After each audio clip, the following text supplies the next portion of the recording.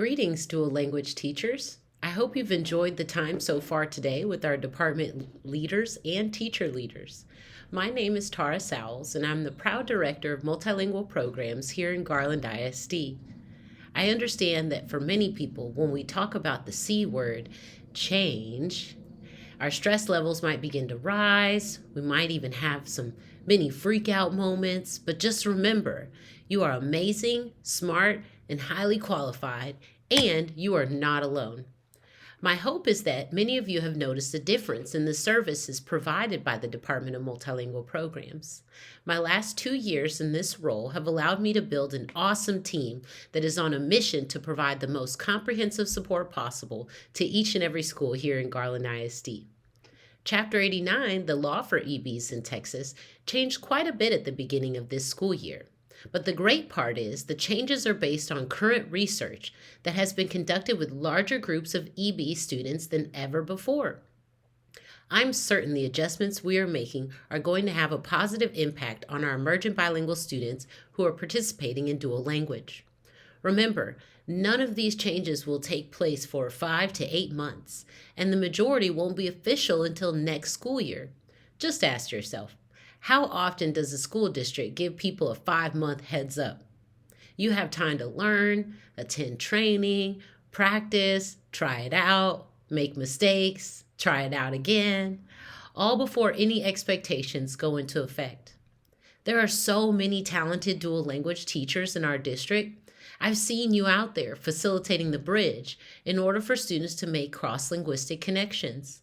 Many of you have already mastered this strategy.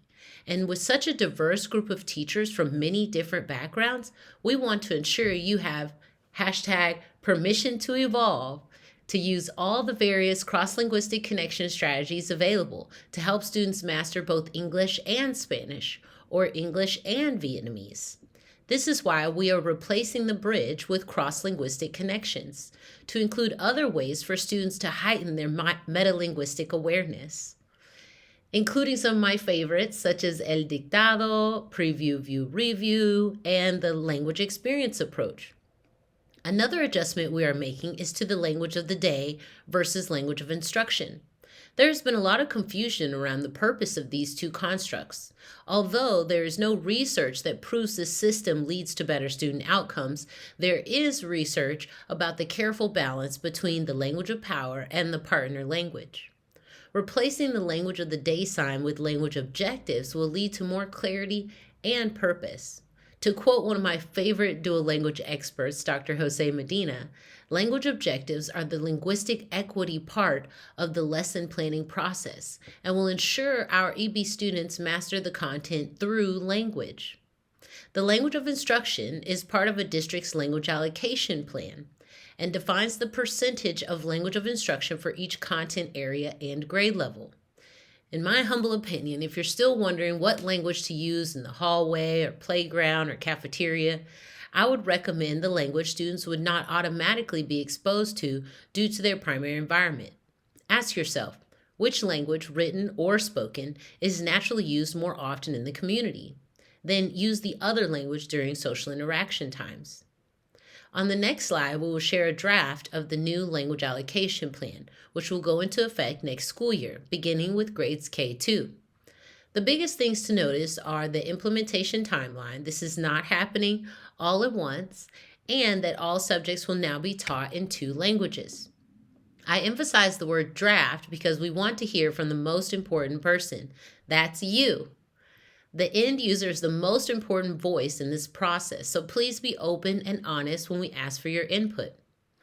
We currently have Telpass to help us measure EB student proficiency and progress in English.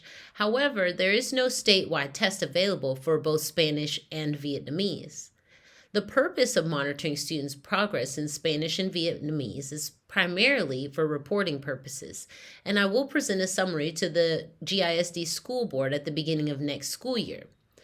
This final change, though, the most important part is that it's going to help us deliver on the promise of dual language. How can we tell parents their children will come out of dual language proficient in 2 languages, but we're only monitoring progress in English? More information about this was published in the WAPE just before the winter break, so please be sure to review that document or ask your campus administrator for more information. Me and my team are working hard to design a PD that will guide you through the process of rating your students' proficiency in Spanish or Vietnamese at the end of this school year. Again, you are not alone. We're going to provide training, rubrics, and support. Thank you for all your hard work that you do on a daily basis. As a former elementary bilingual teacher, I know that change is never easy. But the good news is there are about 500 other bilingual teachers throughout Garland ISD who will be going through these same adjustments, and thousands of students who will benefit from our continued growth and dedication to dual language. You are the magic. We've got this rabbit in the hat. As we move into 2024, give yourself #permission to evolve and continue to refine our practices based on what is best for this new generation of multilingual learners. Thank you so much for your time and attention. We got this.